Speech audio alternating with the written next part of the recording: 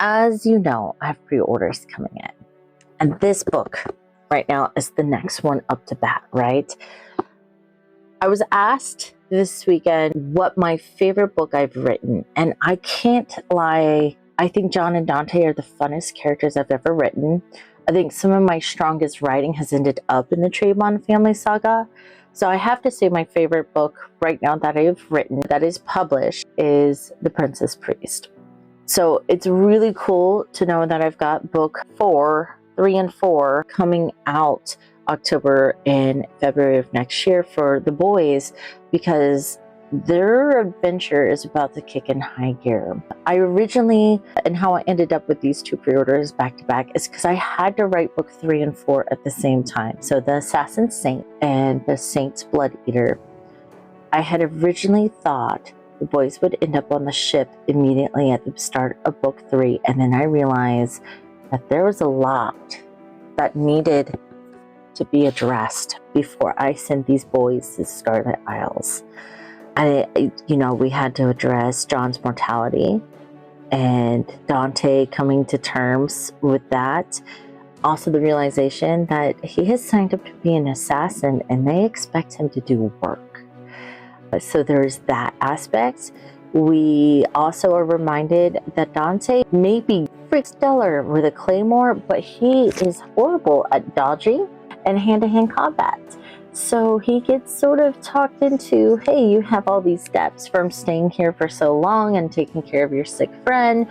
You can earn some quick, easy gold if you join the fighting competition down by the docks. And of course, now with a talking sword, who is his big brother Ashton, as we know, is the brat and legend that he is. I mean, you'll learn to take a punch at least, right? Better. He's like, just try not to let them lay you flat on your back in the first round. Don't embarrass me, little brother, kind of vibes. The great things talking sword. But it's a lot of fun. And so they don't get on the ships as I had initially thought they would in book 3 until the beginning of book 4. There was so much that unfolded that I didn't expect because my characters surprised me. They go rampant. I'm just recording it. I'm hiding behind trees and around the corner and behind barrels, just recording this for all of you. But there were still secrets to be shared between Dante and John, and some confessions and some truths. Finally, the last of those, I think, have finally come out.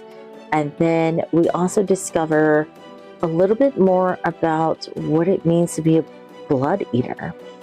And we get to chase down some villains quite a bit in both books. So I think you guys are going to enjoy a little revenge and vengeance that kind of comes up in both books. And I hope you like some of the reveals of the villains that are still very strongly rooted, that they still have to face and prepare for, that even Ashton failed to take down in his time. So it's been an adventure, and I'm loving the reviews coming in. Arcs are still sort of open and will continue to be open because I have Saint's Bloodeater coming out as well. So you have a chance to catch up on this whole series at no cost on a digital level. But please leave reviews, talk about this book, post and tag me. I would love to hear how you feel about certain characters, certain events, because it's been an absolute blast to simply write a fantasy romance that just so happens to have two guys who are in love with each other. Two very masculine guys. Your stoic runaway prince and your sassy priest turned saint. So it's been a lot of fun writing this. So know that this book's coming out soon. Find me in person and you can pick this up early in paperback. And I think I might still have some hardcovers in stock. We will have to see. But I can't wait to get my hands on the physical copies of Saint's Bloodeater. And when those come in, I will share them. So thanks for hanging around and hearing me talk about my upcoming releases.